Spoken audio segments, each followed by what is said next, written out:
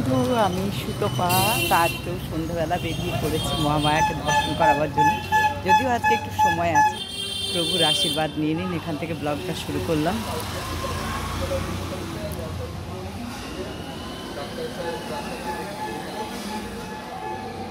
চলুন এবারে মহামায়ার আরতি দেখাবো আপনাদেরকে।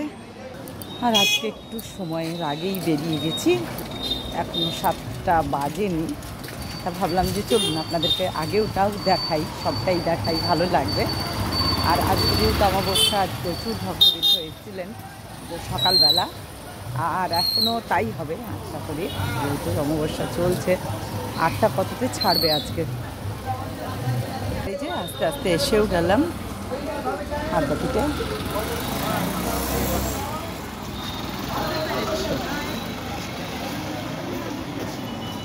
এখনো খুলতে বাকি আছে।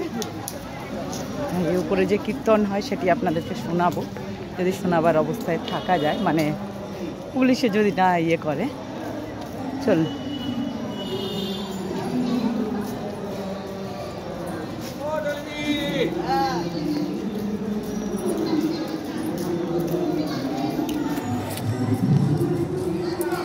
খুব সুন্দর নাম কীর্তন হয় এই সময়টায়।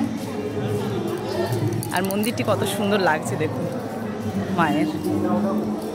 আর এই যে ছোট মন্দির বন্ধ, সত্যনারায়ণের মন্দির বন্ধ।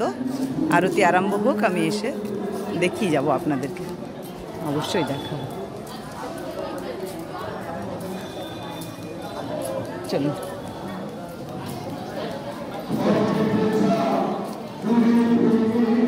চলুন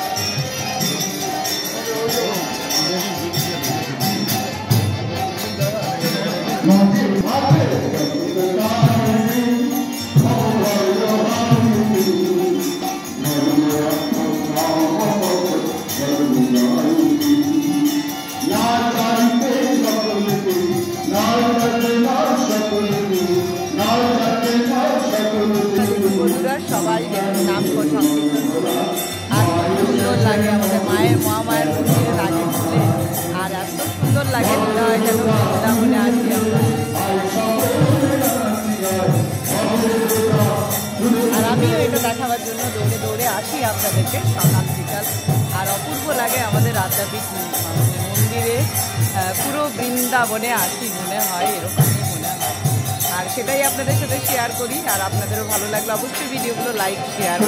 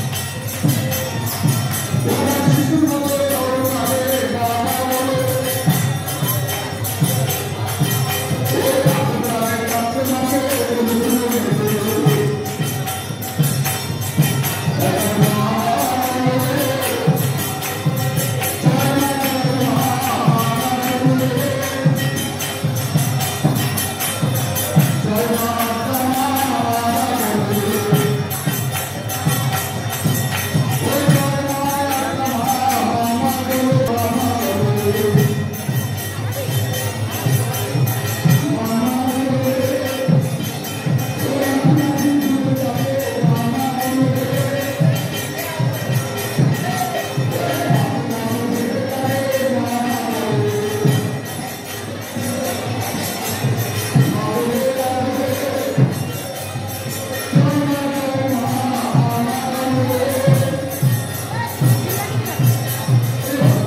আমি শেয়ার করি প্রত্যেক দিনকার মতো, আর আজকেও সেটাই করলাম। আর দেখে আপনাদের অবশ্যই ভালো লাগবে।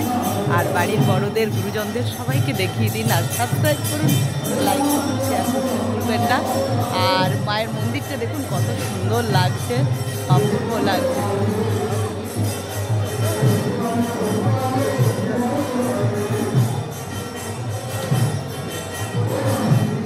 এবারে মহামায়ের মন্দির খুলবে।